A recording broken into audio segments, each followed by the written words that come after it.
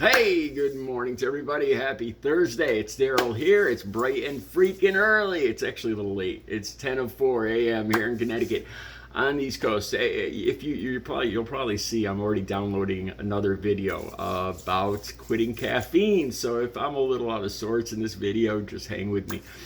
That video's before this one. All right. So this is what I want to talk about. I'm not picking. I'm not trying to get views off Bobbie Jean Carter getting arrested. This is Aaron Carter's sister, 41 years old. She was arrested yesterday, Wednesday, in Hernandez County, Florida, I believe. The links will all be down below. I got about 5-6 different links down below so you can get the specifics. There's not a real lot. She's 41 years old. She's the sister of Aaron and Nick Carter. Bobbie Jean Carter, 41, and apparently she was arrested for shoplifting. She was picked up shoplifting stickers, like kid stickers, like I think it was under $50 worth of kid stickers. These are just little knickknacks, and she was apprehended shoplifting, and they found powder on her. Now they found a white powder apparently and a purple powder. Now I've been out of this whole drug game for 16.5 years. I've never seen purple powder of anything in my life. So apparently she had, I think it was 0.8 of a gram, 0.8 tenths of a gram of fentanyl. It was the purple powder. I don't know, I can't talk much about that. But what I do want to talk about, and then she was taken into custody.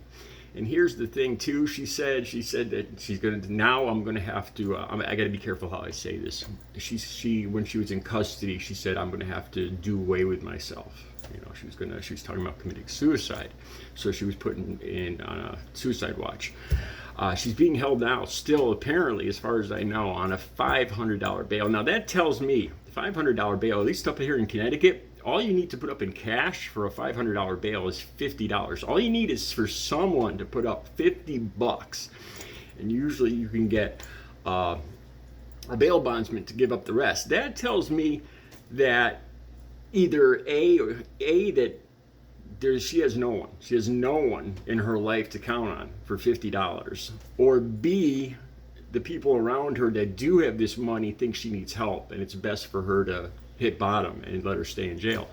And either one of these things isn't good. Either one of these things, when I got to that point, that was far along in my addiction. That's what that tells me when I look at this. Now, the thing I really want to talk about, and I don't know why this is, I'm not a psychologist, but I'm embarrassed. I did a whole video talking about this. As a matter of fact, they wouldn't monetize it for some reason, about how I used to shoplift when I was using opiates. I mean, a lot. And now, these days now, if I accidentally walked out of a store with, say, a Dollar Slim Jim or something, I would swear to God, I would turn around and go back in and pay for it. It's just not, somebody else paid for it. Why shouldn't I? The store owner paid. I wouldn't even think of doing that now. But back then, and I'm going to try to explain to you guys my thought process, because I don't know why I did this. I don't know why I did this so much. And you look at what she stole. It was little knickknacks. I don't know if she has kids, but it was little nonsense stuff. And I can't give you a solid reason. I used to do this like every day.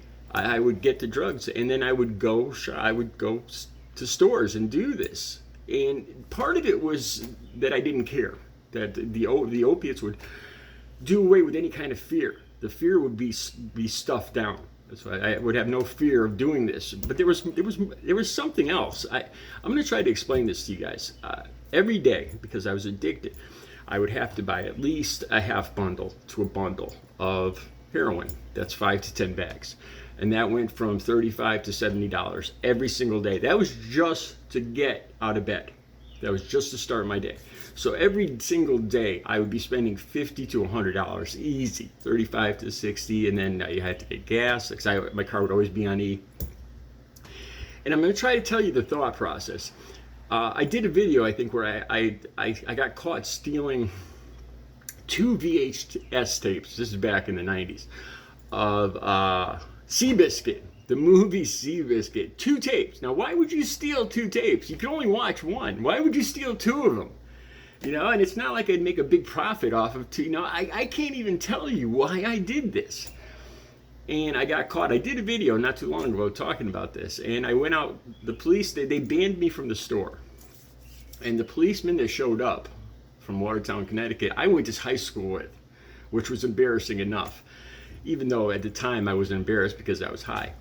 And we were standing talking, and he was writing up a ticket, or a warning, a trespass warning, next to my car. And I had hidden a bundle of heroin in the trunk of the car because I knew I was going to go in and shoplift. And unlike Aaron Carter's sister, who got, you know, she got caught with it, and I've done stupid stuff like this was me, and I can't tell you why I did this. And part of the reason was the money I spent each day.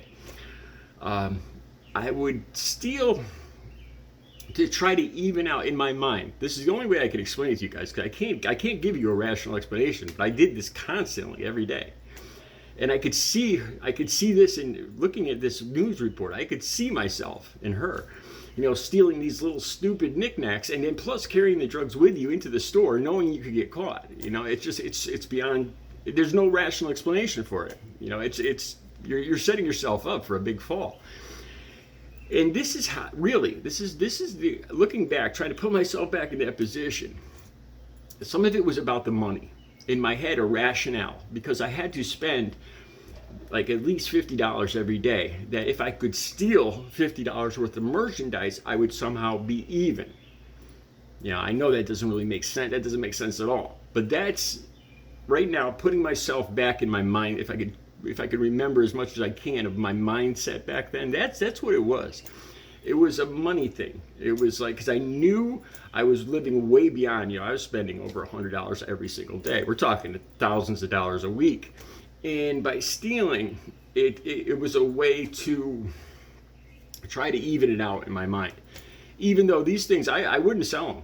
You know, I wouldn't end up selling them or anything. I wouldn't end up using them. They would just sit in my apartment somewhere. Little knickknacks, like the same exact stuff she stole. 2 Seabiscuit tapes. Why would you steal 2? You can't only, you know, why? It doesn't even make any sense. And I used to do this. There is some connection. If you are a recovering opiate addict, tell me about this, especially if you down in the comments, because I know a lot of people. The vast majority of people I was in recovery with did similar things. Stole. There was a big thing with stealing aluminum, but that was for money. Some of the people I hung out with would go on patrols, go on missions at night to steal aluminum. Scrappers, they call themselves. And every morning they would show up at the scrapyard with everything they'd stole: aluminum ladders, aluminum downspouts, gutters, all this stuff. They would show up every day, and the metal places would just turn their heads. They wouldn't ask any questions. They knew damn well where this stuff was coming from. I think they might have changed some of the laws to make the scrapyards ask more questions these days, but this was me. This was something I did, and I can't tell you why. There was this cross addiction, this cross urge to shoplift whenever I used opiates. That's the best explanation I give you. Also, I did a video a little while back about, talking about wanting to do away with myself and how I would use that to try to manipulate people. And I think she knew. The reason she said this, I'm pretty sure, is she knew she was going to jail. And she knows she has an opiate addiction, and she knows she's going to go into withdrawals in that jail cell. And if you've been through withdrawals, you know that sometimes you think that anything is better than going through that. And I think that's why she said that. It didn't have to do with the shoplifting. That's what I think. It had more to do with being discovered, being an addict, and not being able to get her drug. That would be why I would have said it. Anyway, the point of this video is recovery is possible. I've been totally clean and sober since October 23rd of 2006. Recovery, it's the best life I have ever had. I never imagined I'd be able to get clean, and I never imagined how good my life is right now. Have a good Thursday.